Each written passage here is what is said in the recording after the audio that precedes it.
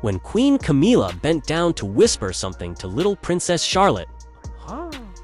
The girl's hazel eyes flicked sideways for the briefest moment, and that was all it took for Catherine to notice. It was just another polished spring afternoon. On the royal calendar, sunlight slanting across Windsor's immaculate stone. A luncheon timed to the minute, the air heavy with lilac and protocol. Yet something in that whisper tightened the atmosphere, as though a draft had slipped through. A castle wall that should have been sealed centuries ago. Catherine felt it first, a shiver of instinct sharpened by years in the royal fishbowl. And once her intuition stirred, there was no silencing it. Charlotte had arrived that morning in a pale blue dress she loved, one that twirled when she spun, and reminded her she was still a child beneath layers of etiquette. But instead of chatting away or tugging her cousin's sleeve, she tiptoed around the side salon like a ghost at her own party. No frowns, no tantrums, just an eerie quiet. Catherine brushed it off at first. Every child has an off day, and these gatherings could feel endless even for adults. Still, she caught herself glancing across the room more often than usual, searching her daughter's face for clues while William leaned comfortably into small talk with the Prince of Wales type ease he'd mastered since prep school. Minutes in, Charlotte reached for a second scone at the refreshment table. Camilla's cut-glass laugh floated across the silk-hung hall. And a half-smile curved on her lips that didn't quite reach her eyes. Perhaps one is enough, darling. We wouldn't want to seem greedy, would we? The words were honeyed, but the message landed sharp. Charlotte's hand froze mid-air. Catherine felt an inexplicable pinch beneath her ribcage. She pulled in a slow breath, held it, let it out. One remark, let it go. She'd battled bigger storms behind palace walls, yet the unease didn't lift.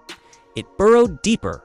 Later, as senior courtiers drifted through French doors to enjoy pre-dessert chatter, Catherine caught a glimpse of Charlotte's face in the corridor, colorless, lips pressed tight, shoulders hunched in a posture that didn't belong to a carefree 9-year-old.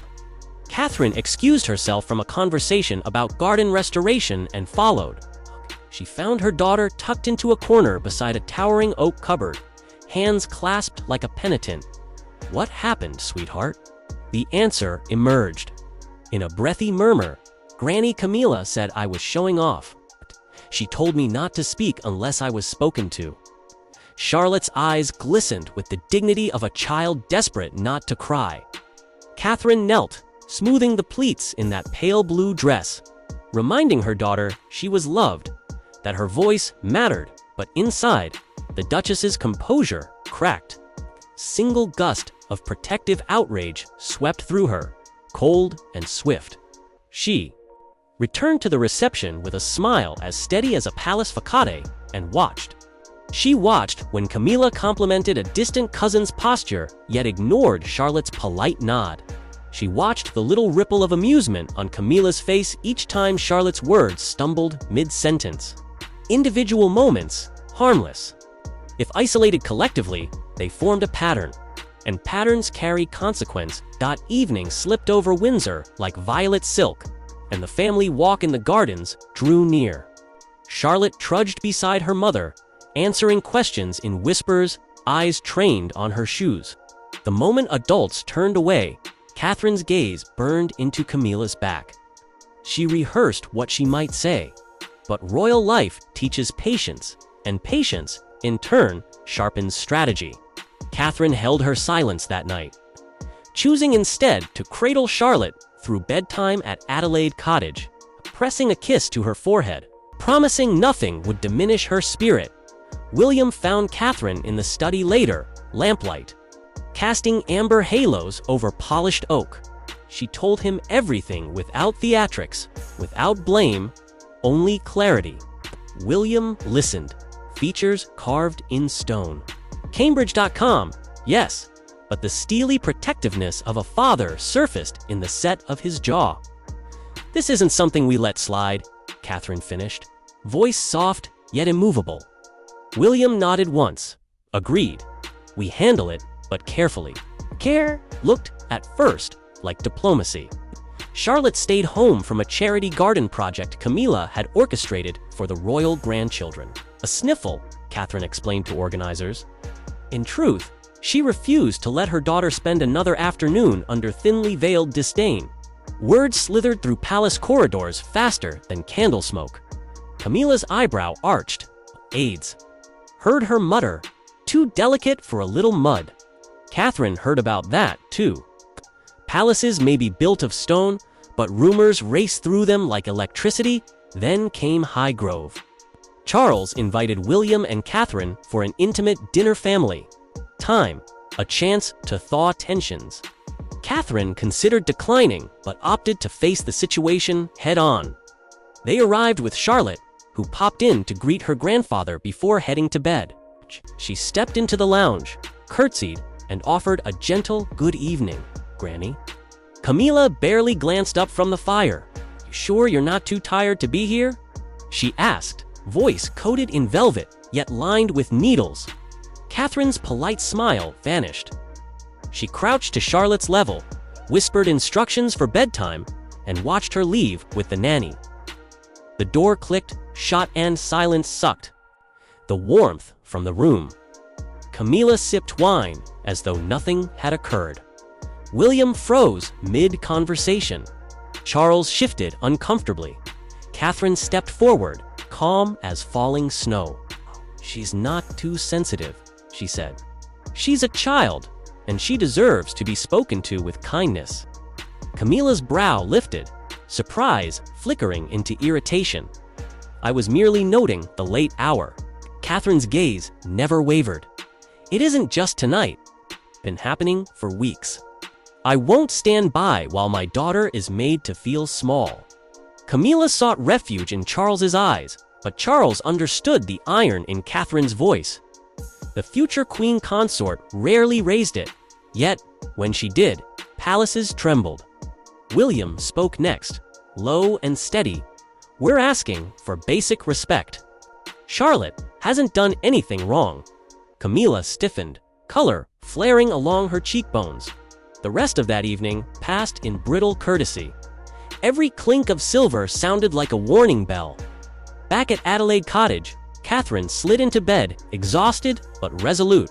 She needn't like me, she told William, but she will treat Charlotte with respect. Non-negotiable. William squeezed her hand, and she will. Because we won't allow otherwise. Days later, the press released bright photographs smiling royals, united front. Headlines raved about spring renewal and charitable patronages, but inside those stone walls, the dynamic shifted. Camilla attended major events, yes, yet she hovered at a measured distance from Charlotte, like a dancer suddenly unsure of the choreography. No more offhand remarks reached the girl's ears. Catherine had drawn an invisible boundary, an even centuries-old hierarchy bent to a mother's resolve. Summer approached, carrying with it the annual retreat to Balmoral, Scotland's sprawling sanctuary of heather and history. Catherine agreed to go on one condition: Charlotte would never be left alone with Camilla. William accepted instantly. Boundaries were set before they crossed the border. Each family member arrived in staggered intervals. Charles greeted grandchildren with a grin as wide as the River Dee. Camilla followed a day later, entourage in tow. Her demeanor polite but subdued. For a handful of days, calmness returned picnics on moss-soft lawns. Fishing at dawn, fireside laughter echoing beneath carved beams. Charlotte, feeling safe, unfurled. Like a wildflower, racing George down hills, laughing at Louis's clumsy cartwheels, sprinkling blueberries over scones in the kitchen. Catherine observed with cautious relief. Maybe that Highgrove confrontation had settled things for good. Then, on a golden afternoon, an aide mentioned that Charlotte was in the sunroom with Her Majesty. Catherine's heart skipped. She excused herself from a conversation about tartan refurbishment and strode through polished corridors. Voices drifted from the sun-splashed Camilla's cultured cadence, Charlotte's tentative replies. "We don't always need to speak over others," Camilla was saying. "Sometimes your mommy forgets that, too. Listening is important." The words were softly delivered. Catherine caught the barbed subtext, a critique masked as guidance.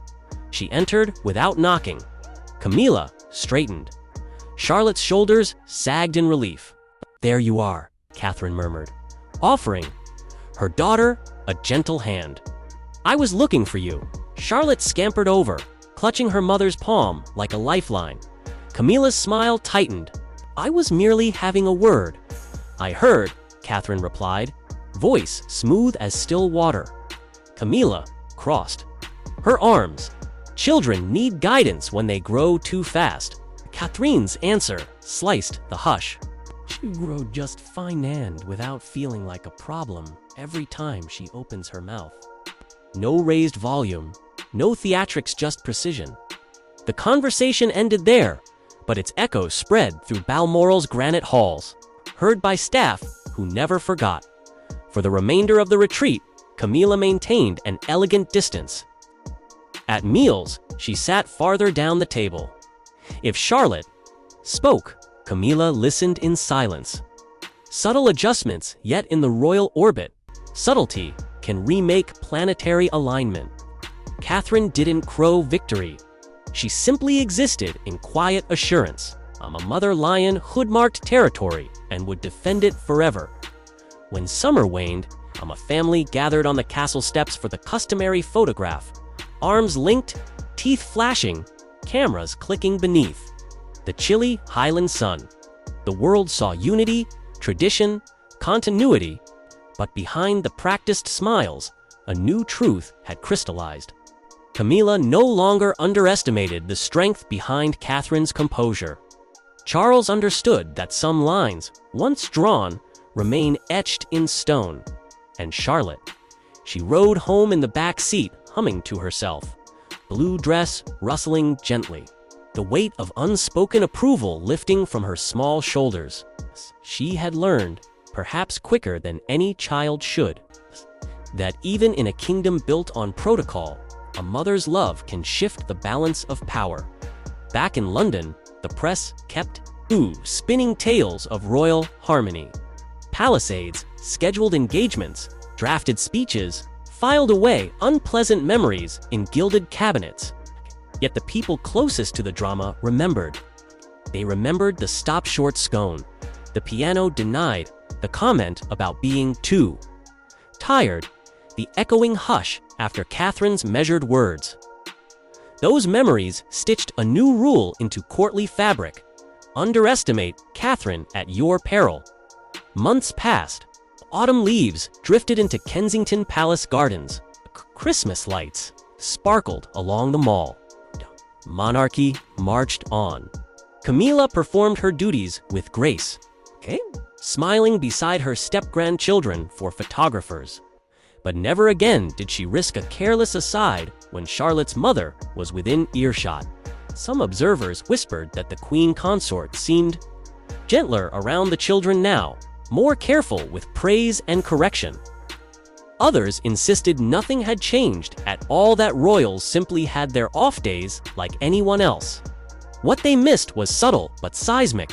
Every castle, every dynasty, every seemingly invincible institution has fault lines beneath its foundations. And mothers, more than anyone, can feel the tremor before the quake. One crisp January afternoon, Charlotte played a short melody on the ivory keys at Lambrook's school recital.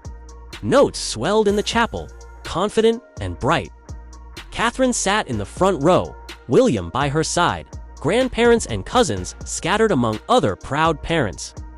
When the final chord echoed into silence, applause erupted. Charlotte glanced toward her mother, cheeks glowing, and Catherine's smile answered 1,000 lingering doubts. Across the aisle, Camilla clapped politely, face unreadable. Maybe she'd learned her lesson. Maybe she hadn't, but the new equilibrium held. and Catherine knew she would never again hesitate to defend it. Royal life rolled forward, crowns polished, flags raised, speeches delivered. But inside palace apartments, lined with centuries of portraits, two women moved with revised maps of each other, one wielding tradition, the other wielding quiet conviction. They met at receptions, nodded across charity galas, exchanged brief courtesies. They stood shoulder to shoulder on buckskin-scented balconies during Trooping the Color, every gesture scrutinized by eagle-eyed press. Yet beneath those wide-brimmed hats, both carried the memory of a spring weekend that changed everything. Now the question lingers like a hush. Before a church bell, was Camilla's behavior simply the stern guidance of an elder royal lore? Did she cross an invisible line drawn by modern motherhood? Would you, in Catherine's shoes, have stayed silent, or would you have stood your ground the same way? Let the debate begin in the comments below, and remember to glimpse the true heartbeat of the monarchy. You have to look beyond the balcony waves and camera flashes to the quiet corridors where whispers can shape destinies.